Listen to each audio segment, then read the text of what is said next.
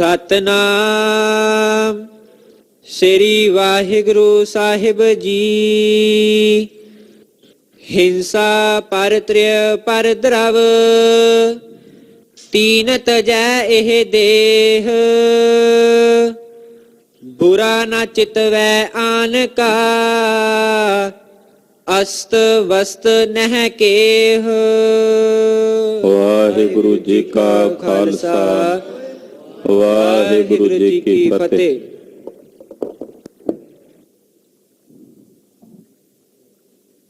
एक उत्तम पंथ सुनियो गुर संगत तेह मिलंत जम त्रास मिटाई। जमां दे त्रास तो मुक्त होण दा बहुत ही सरल ते सुखैन साधन है गुरु की संगत। सतगुरां दी संगत विच आप समूह माई भाई निता प्रति हाजरियां भर के एकत्र हो के अपने जीवन दे प्रयोजन नूं मनोरथ नूं जानन लई समझण लई अबलाखी हो के जुड़ बैठदे। जीवन बीतदा जा रहा है बड़ी तेजी नाल, रफ्तार चल रही है।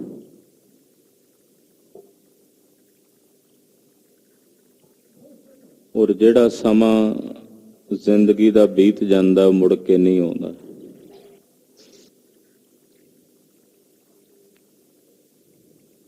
किते अकारथ ना बीत जाए, बेलोड़ा बतीत ना हो जाए। ਉਹਦੇ ਲਈ ਸਾਹਿਬ ਨੌਵੇਂ ਪਾਤਸ਼ਾਹ ਸਾਨੂੰ ਸੁਚੇਤ ਕਰਦੇ ਨੇ। बीत जा है जन्म अकाज रे, क्यों ना हर को नाम ले मूर्ख निलाज रे। नौवें पातशाह श्री गुरु तेग बहादुर साहब जी दे पावन पवित्र सचखंड दरबार अंदर हाजरियां भर के आप जी साहिबे कमाल कलगीधर पंथ दे वाली चिट्टियां बाजां वाले शमशेरे बहादुर दे गुर तेग के धनी सतगुरु श्री गुरु गोबिंद सिंह साहब जी महाराज जी दे पवित्र इतिहास की चल रही लड़ीवार कथा बहुत ही अदब सत्कार ते शरदा सहित सरवण कर रहे। कलगीधर स्वामी ने जगत झूठ तमाकू की वरतों नहीं करनी इहदे लई खालसे नूं उपदेश दिता है। दस्या है कि जगत झूठ तमाकू की बूटी हिंदुस्तान विच किवें आई, किवें पैदा हुई। ये गां दे मिज तो बनी है, जिथे किसी समय गोमेद यज्ञ किया गया सी, उत्थे पैदा हुई। जगत झूठ की वरतों करके जे कोई जगत झूठ की वरतों करके नूं खांदा तां मानो वो गां खा रहा है, गऊ खा रहा है। जितना गां खाण दा पाप है उतना इसनूं खाण दा पाप है। कैंसर वर्गियां भयानक बीमारियां नूं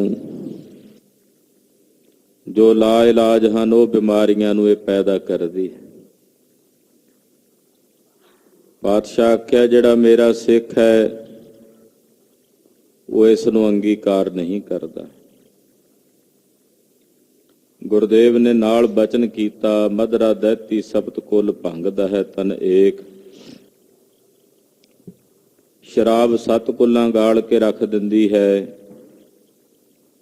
और जिहड़ी भंग है ये शरीर दा नाश कर दिंदी है।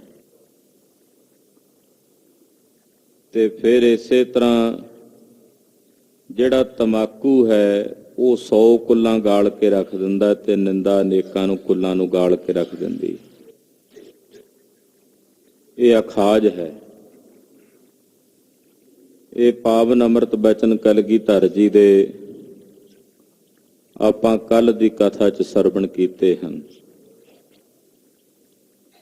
ਆਓ ਦਸਮੇਸ਼ ਪਾਤਸ਼ਾਹ ਦੇ ਹੋਰ ਪਾਵਨ ਅੰਮ੍ਰਿਤ ਬਚਨ ਸਰਵਣ ਕਰੀਏ। ਕਲਗੀਧਰ ਸੁਆਮੀ ਜੀ ਦੇ ਪਵਿੱਤਰ ਚਰਨਾਂ ਵਿੱਚ ਆਪਣੀਆਂ ਹਾਜ਼ਰੀਆਂ ਲਵਾਈਏ। ਸਮੂਹ ਮਾਈ ਭਾਈ ਆਖੋ ਜੀ ਸਤਨਾਮ। ਸ੍ਰੀ ਵਾਹਿਗੁਰੂ ਸਾਹਿਬ ਜੀ। ਸਤਨਾਮ। ਸ੍ਰੀ ਵਾਹਿਗੁਰੂ ਸਾਹਿਬ ਜੀ। ਹਿੰਸਾ ਪਰ ਤ੍ਰਿਯ ਪਰ ਦਰਵ ਤੀਨ ਤਜੈ ਇਹ ਦੇਹ। ਮਹਾਰਾਜ ਸੱਚੇ ਪਾਤਸ਼ਾਹ ਬਚਨ ਕਰਦੇ ਨੇ 10 ਕਰਮਨ ਕੋ ਸਾਲਸੀ ਕਾਇਆ ਮਨ ਅਰ ਬਾਚ। ਜਿਹੜੇ 10 ਕਰਮ ਨੇ ਇਹਦਾ ਸਾਲਸੀ ਦਾ ਮਤਲਬ ਹੁੰਦਾ ਪ੍ਰਤਿਆਗੀ ਬਣੇ। ਉਹ 10 ਕਰਮ ਕਾਇਆ ਦੇ, ਮਨ ਦੇ ਔਰ ਬਚਨ ਦੇ। ਜਿਵੇਂ ਕਹਿੰਦੇ ਨਾ ਮਨ ਬਚ ਕਰਮ, 3 ਚੀਜ਼ਾਂ ਹੁੰਦੀਆਂ, ਮਨਸਾ ਬਾਚਾ ਤੇ ਕਰਮਣਾ। ਮਨ ਕਰਕੇ, ਬਚਨ ਕਰਕੇ ਤੇ ਕਰਮ ਕਰਕੇ ਇਹ ਜਿਹੜੇ 10 ਭੈੜੇ ਕਰਮ ਨੇ ਇਹਨਾਂ ਦਾ ਪ੍ਰਤਿਆਗੀ ਬਣਨਾ। 4 ਵਰਨਾਂ ਵਿੱਚ ਜਿਹੜਾ ਵੀ ਇਹਨਾਂ 10 ਭੈੜੇ ਕਰਮਾਂ ਦਾ ਪ੍ਰਤਿਆਗੀ ਹੁੰਦਾ ਹੈ ਉਹਨੂੰ ਜੰਮਾਂ ਦੇ ਘਰ ਨਹੀਂ ਜਾਣਾ ਪੈਂਦਾ। ਉਹ ਹੁਣ 10 ਕਰਮ ਕਿਹੜੇ ਨੇ? ਉਹ ਦੇ ਨੇ ਹਿੰਸਾ ਪਰ ਤ੍ਰਿਯ ਪਰ ਦਰਵ ਤੀਨ ਤਜੈ ਇਹ ਦੇ। ਪਹਿਲਾਂ 3 ਕਰਮ ਨੇ ਸਰੀਰ ਦੇ। ਮਨ ਬਚ ਕਰਮ ਕਰਕੇ ਆ ਨਾ, ਕਰਮ ਦਾ ਮਤਲਬ ਸਰੀਰ ਕਰਕੇ। ਸਰੀਰ ਕਰਕੇ ਜਿਹੜੇ ਕੀਤੇ ਜਾਂਦੇ ਨੇ ਉਹ 3 ਕਰਮ ਉਹ ਤਿਆਗਣੇ ਨੇ ਭੈੜੇ। ਕਿਹੜੇ? ਹਿੰਸਾ। ਤਨ ਕਰਕੇ, ਸਰੀਰ ਕਰਕੇ ਜੀਵ ਹਿੰਸਾ ਨਹੀਂ ਕਰਨੀ, ਭਾਵ ਕਿਸੇ ਨੂੰ ਮਾਰਨਾ ਨਹੀਂ, ਕਿਸੇ ਦਾ ਕਤਲ ਨਹੀਂ ਕਰਨਾ। ਫਿਰ ਪਰ ਤ੍ਰਿਯ, ਪਰ ਤ੍ਰਿਯ ਰਮਣ ਨਹੀਂ ਕਰਨਾ, ਪਰ ਇਸਤਰੀਗਾਮੀ ਨਹੀਂ ਹੋਣਾ। ਇਹਦੇ ਲਈ ਮਹਾਰਾਜ ਜੀ ਦਾ ਉਪਦੇਸ਼ ਹੈ ਸੁਧ ਜਬ ਤੇ ਹਮ ਧਰੀ ਬਚਨ ਗੁਰ ਦਏ ਹਮਾਰੇ। ਪੂਤ ਯਹ ਪ੍ਰਣ ਤੋਹੇ ਪ੍ਰਾਣ ਜਬ ਲਾ ਘਟ ਥਾਰੇ। ਨਿਜ ਨਾਰੀ ਕੇ ਸਾਥ ਨਿਤ ਤੁਮ ਨੇਹ ਬੜਈਐ। ਪਰ ਨਾਰੀ ਕੀ ਸੇਜ ਭੂਲ ਸੁਪਨੇ ਹੋ ਨ ਜਈਐ। ਪਰ ਇਸਤਰੀ ਜਾਂ ਪਰ ਪੁਰਖ ਗਾਮੀ ਨਹੀਂ ਹੋਣਾ। ਤੋ ਇਸੇ ਪ੍ਰਕਾਰ ਨਾਲ ਤੀਸਰਾ ਕਰਮ ਹੈ ਪਰ ਦਰਵ, ਪਰਾਇਆ ਧਨ। ਮੰਨ ਲਓ ਕੋਈ ਪਰਾਇਆ ਧਨ ਕਿਤੇ ਦਿਸ ਜਾਏ ਤੇ ਉਸ ਪਰਾਏ ਧਨ ਨੂੰ ਅੰਗੀਕਾਰ ਨਹੀਂ ਕਰਨਾ। ਜਿਹੜਾ ਪਰਾਏ ਦੀ ਵਸਤੂ ਦੇ ਉੱਤੇ ਨਿਗਾਹ ਰੱਖਦਾ, ਪਰ ਧਨ ਤੇ ਨਿਗਾਹ ਰੱਖਦਾ ਹੈ, ਉਹ ਵੀ ਗੁਰੂ ਕਾ ਸਿੱਖ ਨਹੀਂ ਹੈ। ਪਰਾਏ ਧਨ ਦੇ ਉੱਤੇ ਵੀ ਇਸ ਤਰ੍ਹਾਂ ਜਾਣੇ ਜਿਵੇਂ ਕਾਂ ਦੀ ਵਿੱਠ ਪਈ ਹੁੰਦੀ ਹੈ ਨਾ। ਆਖੋ ਸਤਨਾਮ। ਸ੍ਰੀ ਵਾਹਿਗੁਰੂ। ਸਿੱਖ ਦੀ ਦ੍ਰਿਸ਼ਟੀ ਕਿਹੋ ਜੀ ਹੋਵੇ ਕਿ ਜੇ ਪਰਾਇਆ ਧਨ ਦਿਸੇ ਉਹਨੂੰ ਵੇਖ ਕੇ ਏਦਾਂ ਸਮਝੇ ਵੀ ਕਾਂ ਦੀ ਵਿੱਠ ਪਈ ਹੋਈ ਹੈ। ਹੁਣ ਕਾਂ ਦੀ ਵਿੱਠ ਗੰਦ ਖਾਂਦਾ ਤੇ ਉਹਦੀ ਵਿੱਠ ਕਿੰਨੀ ਗੰਦੀ ਹੋਣੀ ਹੈ ਕਾਂ ਦੀ। ਜਿਹੜਾ ਕਾਂ ਗੰਦ ਖਾਂਦਾ, ਗੰਦ ਖਾ ਕੇ ਉਹਦੀ ਵਿੱਠ ਕਿੰਨੀ ਭੈੜੀ ਗੰਦੀ ਹੁੰਦੀ ਹੈ। ਕਦੇ ਉਹਨੂੰ ਪਕੜਦਾ, ਕਦੇ ਕੋਈ ਮਨੁੱਖ। ਇਸੇ ਤਰ੍ਹਾਂ ਪਰਾਏ ਧਨ ਨੂੰ ਇਹ ਕਾਕ ਵਿਸ਼ਟ ਸਮਝਾਨ, ਕਾਂ ਦੀ ਵਿੱਠ ਦੇ ਸਮਾਨ ਕਰਕੇ ਜਾਣੇ, ਏਦਾਂ ਦੀ ਬਿਰਤੀ ਬਣਾਵੇ। ਇਹ ਸਰੀਰ ਦੇ ਕਰਮ ਨੇ ਜਿਹੜੇ 3 ਤਿਆਗਣੇ ਹਨ। ਬੁਰਾ ਨ ਚਿਤਵੈ ਆਨ ਕਾ ਅਸਤ ਵਸਤ ਨਹਿ ਕੇਹੇ। ਅਸਤ ਨਹੀਂ, ਅਸਤ। ਅਸਤ ਵਸਤ ਨਹਿ ਕੇ। ਫਿਰ ਦੂਸਰਾ ਹੈ ਬੁਰਾ ਨਾ ਚਿਤਵੈ ਆਨ ਕਾ। ਇਹ ਮਨ ਦੇ ਬਚਨ, ਮਨ ਦੇ ਨੇ ਵੀ ਆਪਣੇ ਮਨ ਵਿੱਚ ਕਦੇ ਕਿਸੇ ਦਾ ਬੁਰਾ ਨਾ ਚਿਤਵੇ। 5ਵੇਂ ਪਾਤਸ਼ਾਹ ਨੂੰ ਇੱਕ ਦਿਨ ਸਿੱਖਾਂ ਨੇ ਪੁੱਛਿਆ, ਮਹਾਰਾਜ ਅਸੀਂ ਸੁਖੀ ਕਿਵੇਂ ਹੋ ਸਕਦੇ ਹਾਂ? ਸਾਨੂੰ ਸੁੱਖ ਕਿਵੇਂ ਮਿਲ ਸਕਦਾ ਹੈ?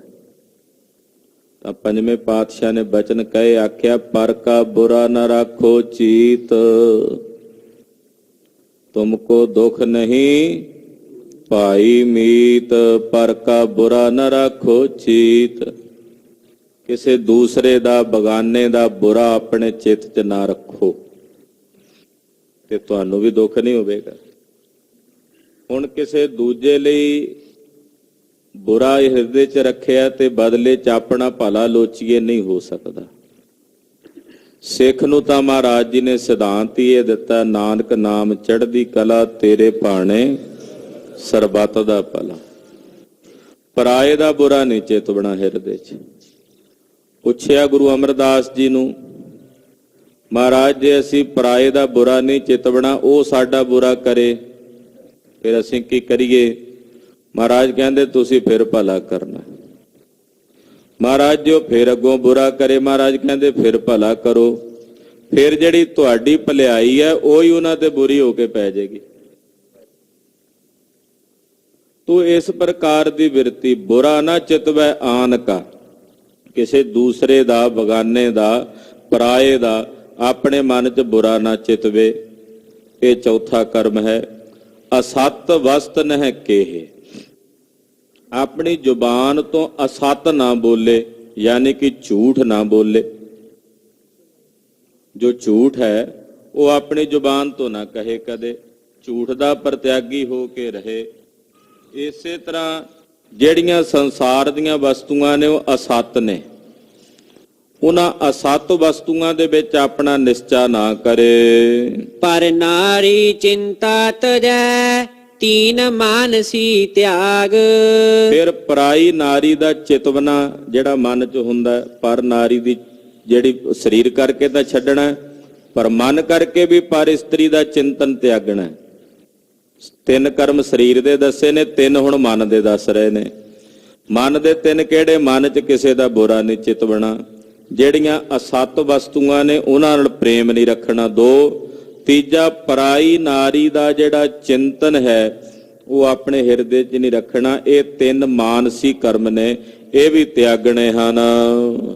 ਪਰੁਖ ਅਸਤ ਸਾ ਲਾਗਨ ਹੈ ਅਰਿਤ ਮੰਦ ਤਜਵਾਗ। ਹਾਂ, ਫਿਰ ਕਠੋਰ ਬਚਨ ਨਹੀਂ ਕਹਿਣੇ। ਇਹ ਬਚਨ ਦੇ ਮਨ ਦੇ ਹੋ ਗਏ 3 ਕਰਮ, 3 ਕਰਮ ਸਰੀਰ ਦੇ ਹੋ ਗਏ। ਹੁਣ ਰਸ ਬਚਨ ਦੇ ਜ਼ੁਬਾਨ ਦੇ ਵੀ ਨੇ ਨਾ। ਇਸ ਜ਼ੁਬਾਨ ਤੋਂ ਕਦੇ ਕਿਸੇ ਨੂੰ ਖਰਵਾ ਨਾ ਬੋਲੇ। ਪਰੁਖ ਦਾ ਮਤਲਬ ਹੁੰਦਾ ਕਠੋਰ ਨਾ ਬੋਲੇ। ਕੱਕਾ ਅੱਖਰ ਹੈ ਨਾ, ਕੱਕੇ ਤੋਂ ਕਠੋਰ ਵੀ ਹੁੰਦਾ ਹੈ ਤੇ ਕੱਕੇ ਤੋਂ ਕੋਮਲ ਵੀ ਹੁੰਦਾ। ਕੋਮਲ ਬੋਲ ਬੋਲੇ। ਜਿਹੜੀ ਕੋਮਲ ਬਾਣੀ ਅਸੀਂ ਬੋਲਦੇ ਹਾਂ ਕਿਸੇ ਦੇ ਹਿਰਦੇ ਨੂੰ ਸੰਤੋਖ ਦਿੰਦੀ ਹੈ। ਕੋਮਲ ਬਾਣੀ ਹਿਰਦਿਆਂ ਨੂੰ ਸ਼ਾਂਤੀ ਪ੍ਰਦਾਨ ਕਰਦੀ ਹੈ। ਤੇ ਜਦੋਂ ਕੁਰਖਤ ਬੋਲਦੇ ਆ, ਕਠੋਰ ਬੋਲਦੇ ਆ, ਉਹ ਕਈਆਂ ਦੇ ਹਿਰਦਿਆਂ ਨੂੰ ਤੋੜਦੀ ਹੈ। ਇਸ ਕਰਕੇ ਆਪਣੀ ਰਸਨਾ ਤੋਂ ਹਮੇਸ਼ਾ ਮਿੱਠੇ ਬੋਲ ਬੋਲੇ, ਕਠੋਰ ਨਾ, ਕੜਵੇ ਨਾ ਬੋਲੇ। ਵੀ ਹਰ ਵੇਲੇ ਮੂੰਹ ਦੇ ਵਿੱਚੋਂ ਨੇਮੀ ਚੋਂਦੀ ਰਹੇ, ਕਿ ਹਰ ਵੇਲੇ ਮੂੰਹ ਦੇ ਵਿੱਚੋਂ ਜ਼ਹਿਰ ਹੀ ਚੋਂਦਾ ਰਹੇ, ਖਾਣ ਨੂੰ ਹੀ ਪੈਂਦਾ ਰਹੇ ਸਾਰਿਆਂ ਨੂੰ। ਮਿੱਠੇ ਬੋਲ ਬੋਲ ਕੇ ਸਭ ਦੇ ਹਿਰਦਿਆਂ ਨੂੰ ਸ਼ਾਂਤ ਕਰਨ ਦਾ ਯਤਨ ਕਰੇ। ਕਿਸੇ ਦਾ ਤਪਦਾ ਬਲਦਾ ਹਿਰਦਾ ਵੀ ਹੋਵੇ, ਤੁਸੀਂ ਮਿੱਠਾ ਜਾਂ ਕੋਮਲ ਜਾਂ ਬੋਲ ਬੋਲੋਗੇ, ਉਹਦਾ ਹਿਰਦਾ ਸ਼ਾਂਤ ਹੋ ਜਾਂਦਾ। ਔਰ ਕੋਮਲ ਬੋਲਣ ਦੇ ਵਿੱਚ ਕੀ ਸੰਕੋਚ ਕਰਨਾ ਭਾਈ। ਇੱਕ ਕਵੀ ਰਹਿਮਨ ਦਾ ਦੋਹਰਾ ਹੈ, ਉਹ ਅਕਸਰ ਹਿੰਦੀ ਦੀਆਂ ਕਿਤਾਬਾਂ 'ਚ, ਸਕੂਲਾਂ 'ਚ ਪੜ੍ਹਾਇਆ ਜਾਂਦਾ। ਉਹ ਕਹਿੰਦਾ, ਖੀਰਾ ਮੁਖ ਸੋਂ ਕਾਟਿਆ ਘਸਿਆ ਨਮਕ ਲਗਾਏ। ਖੀਰਾ ਮੁਖ ਸੋਂ ਕਾਟਿਆ ਘਸਿਆ ਨਮਕ ਲਗਾਏ, ਰਹਿਮਨ ਕੜਵੇ ਮੁਖਨ ਕੋ ਐਸੀ ਮਿਲੇ ਸਜਾਏ। ਖੀਰਾ ਉਹਦੇ ਸਿਰੇ ਵਾਲਾ ਪਾਸਾ ਹੁੰਦਾ ਨਾ, ਮੂੰਹ ਵਾਲਾ, ਉੱਥੇ ਕੜਤਣ ਹੁੰਦੀ ਹੈ। ਉਹ ਜਿਹੜਾ ਉੱਪਰਲਾ ਹਿੱਸਾ ਹੁੰਦਾ ਖਾਣ ਦੇ ਕੰਮ ਨਹੀਂ ਆਉਂਦਾ। ਉਹਨੂੰ ਕੱਟ ਕੇ ਸਿਆਣੇ ਲੋਕ ਕੀ ਕਰਦੇ, ਲੂਣ ਲਾ ਕੇ ਇਹਨਾਂ ਨੂੰ ਪਰ ਘਸਦੇ ਸੀ, ਉਹਦੇ ਚਿੱਟਾ ਜਿਹਾ ਝੱਗ ਜਿਹਾ ਨਿਕਲਦਾ ਕੁੜਤਣ। ਕਹਿੰਦੇ ਵੇਖੋ ਉਹਦੇ ਕੌੜੇ ਮੂੰਹ ਕਰਕੇ ਪਹਿਲਾਂ ਤਾਂ ਉਹਨੂੰ ਕੱਟਿਆ ਗਿਆ, ਫਿਰ ਕੱਟ ਕੇ ਉੱਥੇ ਲੂਣ ਬੁਲਾ ਕੇ ਘਸਿਆ, ਕੱਟੇ ਤੇ ਲੂਣ ਪਾਉਣਾ। ਕਹਿੰਦੇ ਕਿੱਡੀ ਵੱਡੀ ਸਜ਼ਾ। ਕਹਿੰਦੇ ਜਿਹੜੇ ਕੜਵੇ ਬੋਲ ਬੋਲਣ ਵਾਲੇ ਨੇ, ਰਹਿਮਨ ਜੀ ਕਹਿੰਦੇ ਉਹਨਾਂ ਨੂੰ ਵੀ ਇਹੋ ਜੀ ਸਜ਼ਾ ਮਿਲਦੀ ਹੈ, ਇਹੋ ਜੀ ਸਜ਼ਾ ਮਿਲਣੀ ਹੈ ਉਹਨਾਂ ਨੂੰ।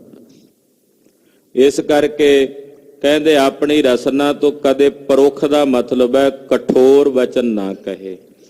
ਮਿੱਠ ਬੋਲੜਾ ਜੀ ਹਰ ਸੱਜਣ ਸੁਆਮੀ ਮੌਰਾ।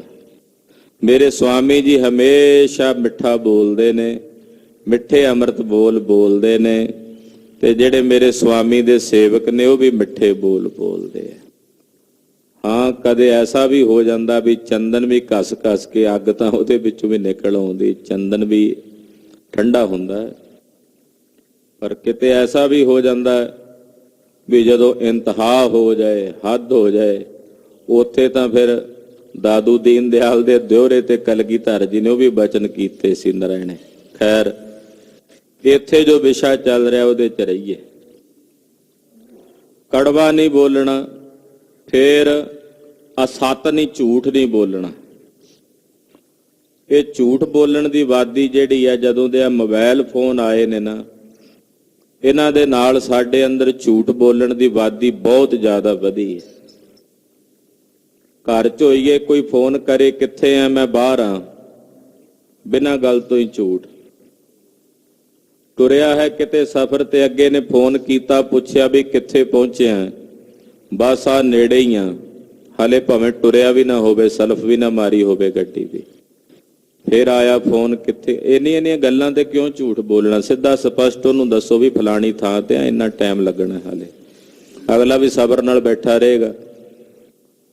ਇਹ ਤੇ ਉਡੀਕਣਾ ਬੜਾ ਔਖਾ ਹੁੰਦਾ। ਤੋ ਬਹੁਤ ਸਾਰੇ ਝੂਠ ਅਸੀਂ ਬਿਨਾਂ ਗੱਲ ਤੋਂ, ਬਿਨਾਂ ਕਾਰਨ ਤੋਂ ਹੀ ਬੋਲੀ ਜਾਂਦੇ ਹਾਂ। ਕਲਯੁਗ ਦਾ ਵਰਤਾਰਾ ਇਹੋ ਜਿਹਾ ਵਰਤ ਗਿਆ ਵੀ ਕਲਯੁਗ ਰਥ ਅਗਨ ਕਾ ਕੂੜ ਅਗਾ ਰਥਵਾਹੋ। ਝੂਠ ਦਾ ਰਥਵਾਈ ਹੈ ਕਲਯੁਗ ਦੇ ਰਥ ਨੂੰ ਹੱਕਣ ਵਾਲਾ। ਸ਼ਰਮ ਧਰਮ ਦੋਏ ਛੱਪ ਖਲੋਏ, ਕੂੜ ਫਿਰੈ ਪ੍ਰਧਾਨ ਵੇ ਲਾਲੋ। ਗੁਰੂ ਨਾਨਕ ਸਾਹਿਬ ਨੇ ਬਚਨ ਕਹੇ ਨੇ ਵੀ ਨਾ ਲੋਕਾਂ ਨੂੰ ਸ਼ਰਮ ਰਹੀ ਆ, ਨਾ ਧਰਮ ਹਿਆ ਰਿਹਾ, ਔਰ ਝੂਠ ਜਿਹੜਾ ਉਹ ਪ੍ਰਧਾਨ ਬਣ ਕੇ ਸਮਾਜ ਦੇ ਵਿੱਚ, ਜੀਵਾਂ ਦੇ ਵਿੱਚ ਵਰਤ ਰਿਹਾ। ਜਿਹੜਾ ਜਿੰਨਾ ਵੱਡਾ ਝੂਠ ਬੋਲੇ ਉਹ ਓਨਾ ਹੀ ਵੱਡਾ ਰਾਜਨੇਤਾ ਬਣ ਜਾਂਦਾ ਸਮਾਜ ਵਿੱਚ, ਉਹਨੂੰ ਓਨਾ ਹੀ ਵੱਡਾ ਰਾਜਨੇਤਾ ਦੀ ਪਦਵੀ ਮਿਲ ਜਾਂਦੀ ਹੈ ਕਲੀ ਕਾਲ ਦੇ ਸਮੇਂ 'ਚ। ਹਾਲਾਂਕਿ ਲੋਕਾਂ ਨੂੰ ਪਤਾ ਹੁੰਦਾ ਹੈ ਵੀ ਇਹ ਸਭ ਝੂਠ ਨੇ, ਜਿਹੜੀਆਂ ਗੱਲਾਂ ਹੋ ਰਹੀਆਂ ਨੇ, ਪਰ ਫਿਰ ਵੀ ਕਹਿੰਦੇ ਜੀ ਬਹੁਤ ਅੱਛੇ, ਬਹੁਤ ਅੱਛੇ। ਤੋ ਝੂਠ ਕਲਯੁਗ ਦੇ ਵਿੱਚ, ਸਮੇਂ ਦੇ ਵਿੱਚ ਗੁਰਸਿੱਖ ਦੀ ਰਸਨਾ ਤੇ ਝੂਠ ਨਹੀਂ ਸੋਭਦਾ। ਭਾਈ ਇਹ ਬਚਨ ਕਰਕੇ ਜਿਹੜੇ ਕਰਮ ਤਿਆਗਣੇ ਨੇ ਉਹ ਦੱਸ ਰਹੇ ਨੇ ਵੀ ਬਚਨ ਕਰਕੇ, ਜ਼ੁਬਾਨ ਕਰਕੇ ਕਦੇ ਝੂਠ ਨਾ ਬੋਲੇ। ਰਸਨਾ ਤੋਂ ਜਦੋਂ ਅਸੀਂ ਝੂਠ ਬੋਲਦੇ ਹਾਂ, ਸਾਡੇ ਹਿਰਦੇ ਵਿੱਚ ਵੀ ਉਹਦਾ ਅਸਰ ਹੁੰਦਾ ਹੈ, ਸਾਡੇ ਮਨ ਉੱਤੇ ਵੀ ਉਹਦਾ ਪ੍ਰਭਾਵ ਪੈਂਦਾ। ਸਾਧਕ ਇਸ ਗੱਲ ਨੂੰ ਸਮਝ ਸਕਦੇ ਨੇ। ਜਿਨ੍ਹਾਂ ਨੇ ਸਾਧਨਾ ਕਰਨੀ ਨਹੀਂ ਹੈ ਉਹਨਾਂ ਵਾਸਤੇ ਤਾਂ ਇਹ ਗੱਲਾਂ ਹਵਾ ਵਿੱਚ ਹੀ ਨੇ। ਜਿਹੜਾ ਸਾਧਕ ਹੈ ਉਹਨੂੰ ਪਤਾ ਵੀ ਇੱਕ ਵਾਰੀ ਝੂਠ ਬੋਲਣ ਤੋਂ ਬਾਅਦ ਕਿਵੇਂ ਮਨ 'ਚ ਪਛਤਾਵਾ ਜਿਹਾ ਹੁੰਦਾ, ਕਿਵੇਂ ਮਨ ਜਿਹੜਾ ਅੰਦਰੋਂ ਅੰਦਰ ਕੁੜਦਾ ਰਹਿੰਦਾ ਵੀ ਯਾਰ ਕਿਉਂ ਝੂਠ ਬੋਲਿਆ। ਸਾਧਕ ਨੂੰ ਬੜਾ ਇਸ ਗੱਲ ਦਾ ਪਛਤਾਵਾ। ਤੇ ਜਿਹਨੇ ਖਾਣਾ ਹੀ ਝੂਠ ਦੀ ਕਮਾਈ ਆ ਉਹਨੂੰ ਕੋਈ ਪਰਵਾਹ ਨਹੀਂ ਹੁੰਦੀ। ਤੋ ਇਸ ਕਰਕੇ ਮਹਾਰਾਜ ਜੀ ਕਹਿੰਦੇ ਅਸਤ ਨਾ ਬੋਲੇ, ਸਲਾਗ ਨਹਿ। ਸਲਾਗ ਦਾ ਮਤਲਬ ਹੁੰਦਾ ਹੈ ਵੀ ਨਿੰਦਾ ਵੀ ਨਾ ਕਰੇ ਕਿਸੇ ਦੀ ਆਪਣੀ ਜ਼ੁਬਾਨ ਤੋਂ। ਨਿੰਦਾ ਭਲੀ ਕਿਸੇ ਕੀ ਨਾਹੀ, ਕਿਸੇ ਦੀ ਵੀ ਨਿੰਦਾ ਭਲੀ ਨਹੀਂ ਕਵੇ। ਕੋਈ ਮਾੜੇ ਤੋਂ ਮਾੜਾ ਬੰਦਾ ਉਹਦੀ ਵੀ ਨਿੰਦਾ ਨਹੀਂ ਕਰਨੀ। ਜੇ ਕੋਈ ਮਾੜਾ ਹੈ ਉਹਦੇ ਪਿੱਠ ਪਿੱਛੇ ਜਦੋਂ ਕਹੋਗੇ ਭਾਈ ਫਿਰ ਨਿੰਦਾ ਹੀ ਹੈ। ਹਾਂ, ਜੇ ਹੌਸਲਾ ਹੈ ਵੀ ਤੁਸੀਂ ਮਾੜੇ ਨੂੰ ਮਾੜਾ ਕਹਿਣਾ ਤੇ ਮੂੰਹ ਤੇ ਜਾ ਕੇ ਕਹੋ, ਅਗਲਾ ਵੀ ਡਾਂਗ ਚੁੱਕ ਕੇ ਵਿਖਾਵੇ, ਫਿਰ ਸਵਾਦ ਤਾਂ ਆਉਂਦਾ। ਪਿੱਠ ਪਿੱਛੇ ਤਾਂ ਸਾਰੇ ਹੀ ਕਹਿ ਦਿੰਦੇ ਆ। ਤੋ ਪਿੱਠ ਪਿੱਛੇ ਜਿਹੜੀ ਗੱਲ ਹੋਣੀ, ਭਾਵੇਂ ਤੁਸੀਂ ਸੱਚ ਹੀ ਕਹਿ ਰਹੇ ਹੋਵੇ, ਉਹ ਨਿੰਦਾ ਹੀ ਸਦਾਉਂਦੀ ਹੈ। ਤੋ ਨਿੰਦਾ ਕਿਸੇ ਦੀ ਵੀ ਚੰਗੀ ਨਹੀਂ। ਮਹਾਰਾਜ ਜੀ ਨੇ ਤਾਂ ਸਪਸ਼ਟ ਕਿਹਾ ਨਿੰਦਾ ਭਲੀ ਕਿਸੇ ਕੀ ਨਾਹੀ, ਕਿਸੇ ਦੀ ਵੀ ਭਲੀ ਨਹੀਂ ਹੈ, ਭਾਵੇਂ ਕੋਈ ਮਾੜਾ ਹੈ ਭਾਵੇਂ ਕੋਈ ਚੰਗਾ। ਤੋ ਨਿੰਦਾ ਕਰਕੇ ਕੀ ਪ੍ਰਾਪਤ ਹੁੰਦਾ? ਭਾਈ ਗੁਰਦਾਸ ਜੀ ਦੱਸਦੇ ਨਿੰਦਾ ਕਰ ਹਰਨਾਕਸ਼ਾ ਵੇਖੋ ਫਲ ਵੱਟੇ। ਹਰਨਾਕਸ਼ ਨੇ ਨਿੰਦਾ ਕਰੀ, ਕੀ ਫਲ ਮਿਲਿਆ ਉਹਨੂੰ? ਲੰਕ ਲੁਟਾਈ ਰਾਵਣ ਮਸਤਕ 10 ਕੱਟੇ, ਕੀ ਮਿਲਿਆ ਰਾਵਣ ਨੂੰ? ਇਸ ਕਰਕੇ ਨਿੰਦਾ ਭਲੀ ਕਿਸੇ ਕੀ ਨਾਹੀ, ਰਸਨਾ ਤੋਂ ਕਿਸੇ ਦੀ ਵੀ ਨਿੰਦਾ ਨਾ ਕਰੇ। ਫਿਰ ਚੌਥਾ, ਅਰਿਤ ਮੰਦ ਤਜ ਵਾਗ। ਜ਼ੁਬਾਨ ਤੋਂ ਬੋਲ ਇਹੋ ਜਿਹੇ ਗੱਲਾਂ ਬਿਨਾਂ ਗੱਲ ਤੋਂ ਆਲ ਬਾਲ ਬੋਲੀ ਜਾਣਾ, ਨਾਲੇ ਆਪ ਥੱਕ ਜਾਣਾ, ਨਾਲੇ ਅਗਲੇ ਨੂੰ ਥਕਾ ਦੇਣਾ ਸੁਣਨ ਵਾਲੇ ਨੂੰ। ਉਹ ਵੀ ਤਾਂ ਥੱਕਦਾ ਹੀ ਹੈ ਨਾ ਜਿਹੜਾ ਸੁਣਦਾ ਕੋਲ ਬੈਠਾ, ਨਾਲੇ ਆਪ ਵੀ ਥੱਕ ਜਾਣਾ, ਗਲਾ ਬਹਿ ਜਾਣਾ ਬੋਲ ਬੋਲ ਕੇ, ਬਿਨਾਂ ਗੱਲ ਤੋਂ ਬੋਲੀ ਜਾਣਾ। ਇਹ ਵੀ ਨਹੀਂ ਬੋਲਦਾ ਸਿੱਖ। ਇਹ 4 ਕਰਮ ਰਸਨਾ ਦੇ ਨੇ। 3 ਮਨ ਦੇ ਨੇ, ਤਿੰਨ ਸਰੀਰ ਦੇ ਨੇ, ਤਿੰਨ ਬਚਨਾਂ ਦੇ ਨੇ, ਮਨ ਬਚ ਕਰਮ। ਏਦਾਂ ਇਹ 4 ਤੇ 3 3 6 ਯਾਨੀ ਕਿ 10 ਕਰਮ ਹੋ ਗਏ ਨਾ ਕੁੱਲ। ਮਹਾਰਾਜ ਜੀ ਨੇ ਉੱਪਰ ਦੱਸਿਆ ਵੀ ਇਹ 10 ਕਰਮਾਂ ਦਾ ਪ੍ਰਤਿਆਗੀ ਹੋਣਾ। 3 ਮਨ ਕਰਕੇ ਤਿਆਗਣੇ ਨੇ, 3 ਸਰੀਰ ਕਰਕੇ ਤਿਆਗਣੇ ਨੇ, ਔਰ 4 ਜਿਹੜੇ ਨੇ ਬਚਨ ਕਰਕੇ ਤਿਆਗਣੇ ਨੇ। ਇਹਨਾਂ 10 ਕਰਮਾਂ ਦਾ ਤਿਆਗੀ ਹੋਣਾ। ਪੀਛੇ ਭੂਲਾ ਬਖਸ਼ੀਐ ਸਦਾ ਕਰੈ ਦ੍ਰਿੜ ਮੂੜ। ਅਗਰ ਇਹਨਾਂ 10 ਕਰਮਾਂ ਵਿੱਚੋਂ ਪਹਿਲਾਂ ਕਿਸੇ ਕੋਲ ਹੋ ਗਿਆ ਤਾਂ ਉਹ ਆਪਣੀ ਭੁੱਲ ਗੁਰੂ ਕੋਲੋਂ ਬਖਸ਼ਾ ਸਕਦਾ। ਮਹਾਰਾਜ ਮੇਰੀ ਭੁੱਲ ਬਖਸ਼ ਲਓ, ਉਹ ਤਾਂ ਫਿਰ ਬਖਸ਼ਿਆ ਜਾਂਦਾ। ਪਰ ਜਿਹੜਾ ਮੂਰਖ ਹੁੰਦਾ ਉਹ ਨਹੀਂ ਬਖਸ਼ਾਉਂਦਾ ਭੁੱਲ, ਉਹ ਸਗੋਂ ਫਿਰ ਕਰਦਾ। ਮੂਰਖ ਜਿਹੜਾ ਉਹਨੂੰ ਦ੍ਰਿੜ ਕਰਕੇ ਪਰਪੱਕ ਹੋ ਕੇ ਫਿਰ ਕਰਦਾ। ਉਹਨੇ ਪਹਿਲਾਂ ਜੇ ਨਿੰਦਾ ਕੀਤੀ ਹੁੰਦੀ ਦੁਬਾਰਾ ਫਿਰ ਕਰਦਾ, ਪਹਿਲਾਂ ਝੂਠ ਬੋਲਿਆ ਹੁੰਦਾ ਮੁੜ ਕੇ ਫਿਰ ਬੋਲਦਾ।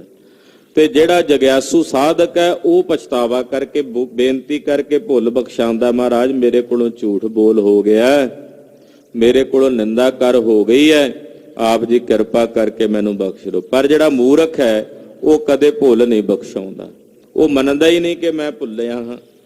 ਉਹ ਮੂਰਖ ਬਣ ਕੇ ਸਗੋਂ ਹੋਰ ਦ੍ਰਿੜ ਹੋ ਕੇ ਨਾ ਭੈੜੇ ਕਰਮਾਂ ਵਿੱਚ ਪ੍ਰਵਿਰਤ ਹੁੰਦਾ ਹੈ।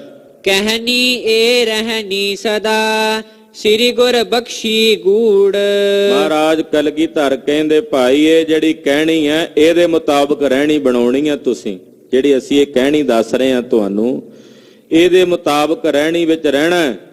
ਇਹ ਤੁਹਾਨੂੰ ਬੜੀ ਗੂੜੀ ਕਹਿਣੀ ਤੇ ਰਹਿਣੀ ਗੁਰੂ ਨਾਨਕ ਸਾਹਿਬ ਨੇ ਬਖਸ਼ਿਸ਼ ਕੀਤੀ ਹੈ। ਨਾਮ ਜਪਨ ਦ੍ਰਿੜ ਸਾਧਨਾ ਸਿੱਖ ਹਮਾਰਾ ਸੋਏ। ਮਹਾਰਾਜ ਜੀ ਕਹਿੰਦੇ ਸਾਡਾ ਸਿੱਖ ਉਹ ਹੈ ਜਿਹੜਾ ਨਾਮ ਜਪੇ, ਨਾਮ ਜਪ ਕੇ ਦ੍ਰਿੜ ਸਾਧਨਾ ਕਰੇ। ਦ੍ਰਿੜ ਦਾ ਮਤਲਬ ਪਰਪੱਕ ਸਾਧਨਾ ਕਰੇ ਨਾਮ ਜਪਣ ਦੀ।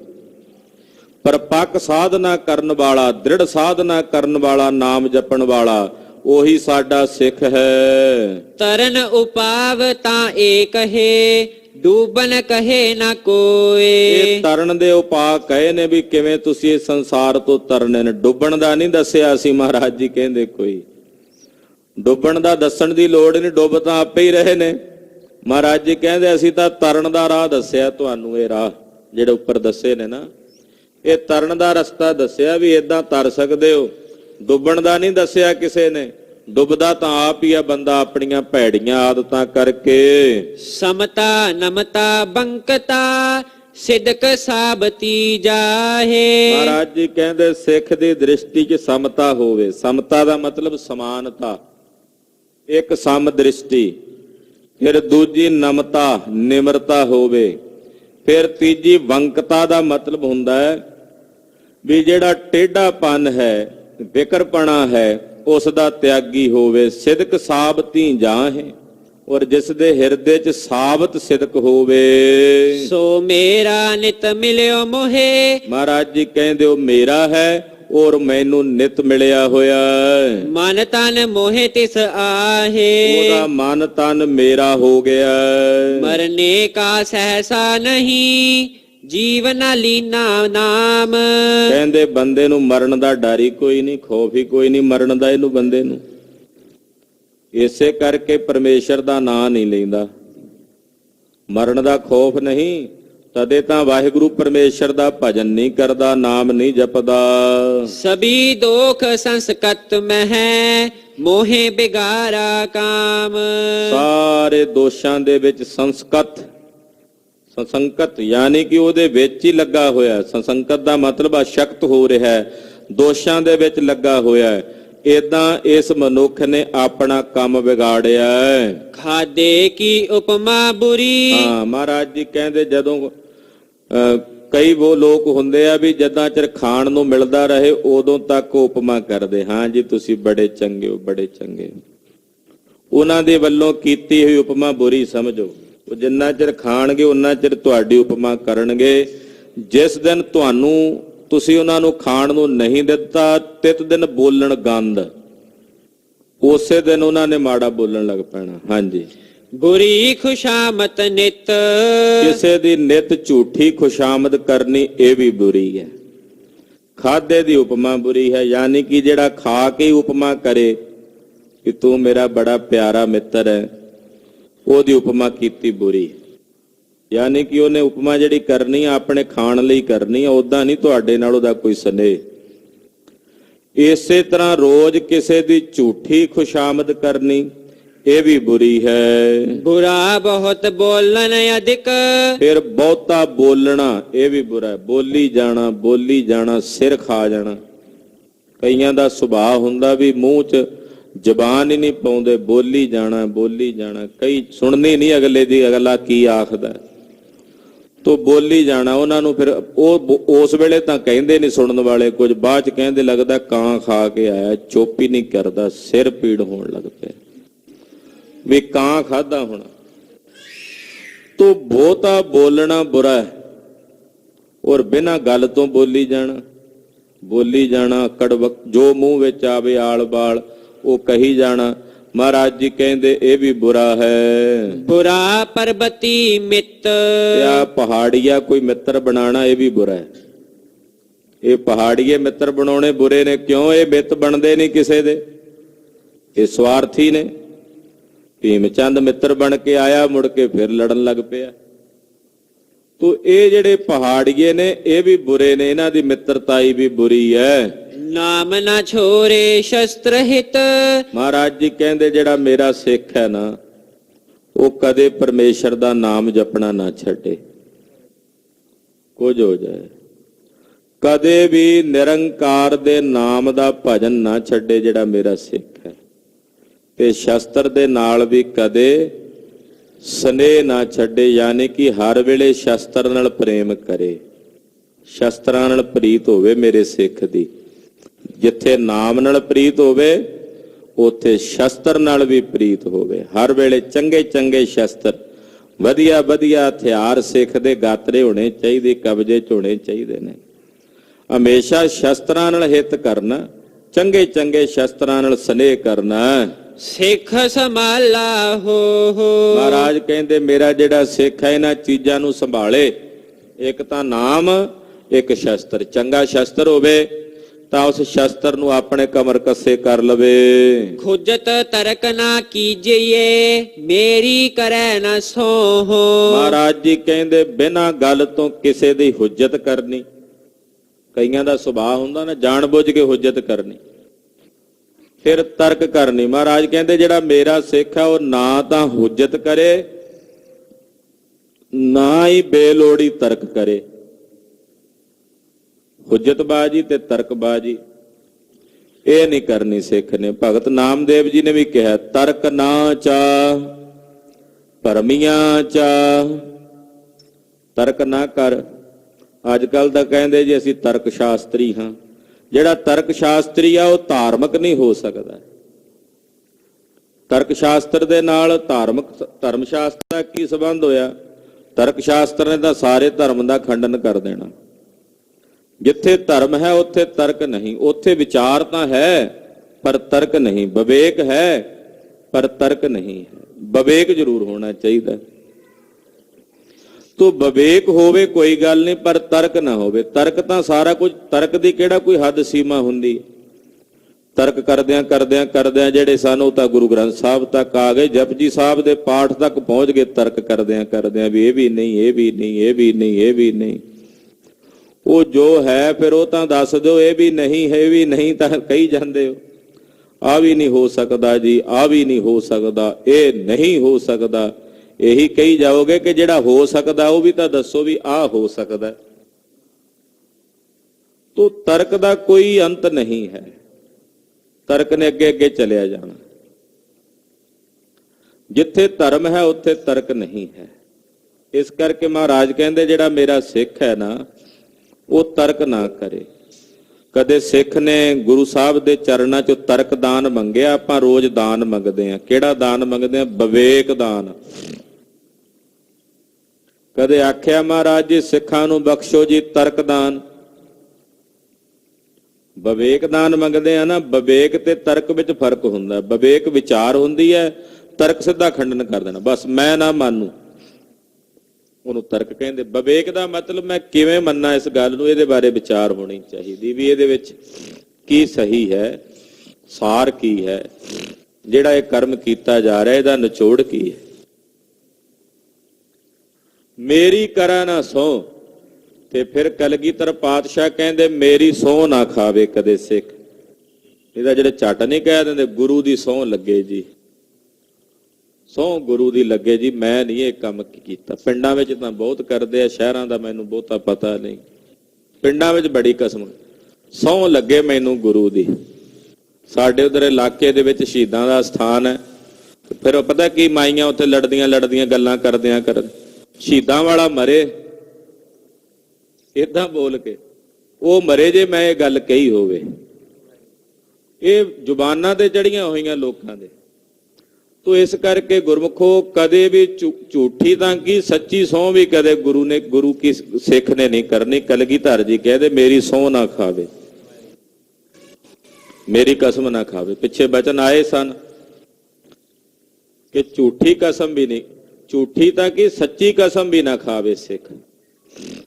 ਸਿੱਖ ਦਾ ਕਿਰਦਾਰ ਮਹਾਰਾਜ ਜੀ ਨੇ ਇੰਨਾ ਉੱਚਾ ਸੁੱਚਾ ਬਣਾਇਆ ਕਿ ਉਹ ਜੋ ਕਹਿੰਦਾ ਦੁਨੀਆ ਕਹਿੰਦੀ ਹਾਂ ਬਸ ਇਹ ਸੱਚ ਹੈ। ਜੇ ਸਿੱਖ ਕਹਿ ਰਿਹਾ ਤੇ ਫਿਰ ਸੱਚ ਹੈ। ਜਿਹੜੇ ਸਿੱਖ ਨੂੰ ਕਸਮ ਦਾ ਆਸਰਾ ਲੈਣਾ ਪਵੇ, ਸਹੁੰ ਦਾ ਆਸਰਾ ਲੈ ਕੇ ਦੱਸਣਾ ਪਏ ਆਪਣੀ ਗੱਲ ਸਾਬਤ ਕਰਨ ਲਈ ਵੀ ਮੈਂ ਸੱਚ ਕਹਿ ਰਿਹਾ ਭਾਈ, ਫਿਰ ਉਹਦਾ ਕਿਰਦਾਰ ਕਿੰਨਾ ਨੀਵਾਂ ਹੋਵੇਗਾ, ਕਿੰਨੇ ਨੀਵੇਂ ਪੱਧਰ ਦਾ ਹੋਵੇਗਾ ਵੀ ਜਿਹਨੂੰ ਸਹੁੰ ਦਾ ਆਸਰਾ ਲੈ ਕੇ ਆਪਣੀ ਗੱਲ ਸੱਚੀ ਕਰਕੇ ਸਾਬਤ ਕਰਨੀ। ਨਾਲੇ ਕੀ ਸਬੂਤ ਹੈ ਵੀ ਜਿਹੜੇ ਸਹੁੰ ਖਾਂਦੇ ਆ ਉਹ ਸੱਚ ਬੋਲਦੇ ਆ। ਸਹੁੰ ਤਾਂ ਹਮੇਸ਼ਾ ਆਸਰਾ ਹੀ ਉਹਨਾਂ ਦਾ ਬਣੀ ਹੈ ਜਿਹੜੇ ਝੂਠ ਬੋਲਦੇ ਆ। ਸੱਚ ਬੋਲਣ ਵਾਲੇ ਨੂੰ ਆਸਰਾ ਨਹੀਂ ਲੈਣਾ ਪੈਂਦਾ ਕਸਮ ਦਾ। ਉਹਨੇ ਕਹਿਣਾ ਜੋ ਸੱਚ ਹੈ ਭਾਈ ਆਹ ਹੈ, ਤੇਰੇ ਲੱਗੇ ਗੋਡੇ, ਤੇਰੇ ਲੱਗੇ ਗਿੱਟੇ, ਆਹ ਸੱਚ ਹੈ। ਇਹ ਸੱਚ ਨੂੰ ਕੋਈ ਮੁਨਕਰ ਨਹੀਂ ਹੋ ਸਕਦਾ। ਤੋ ਪਾਤਸ਼ਾਹ ਕਹਿੰਦੇ ਭਾਈ ਜਿਹੜਾ ਮੇਰਾ ਸਿੱਖ ਹੈ ਉਹ ਕਦੇ ਮੇਰੀ ਸਹੁੰ ਨਾ ਖਾਵੇ।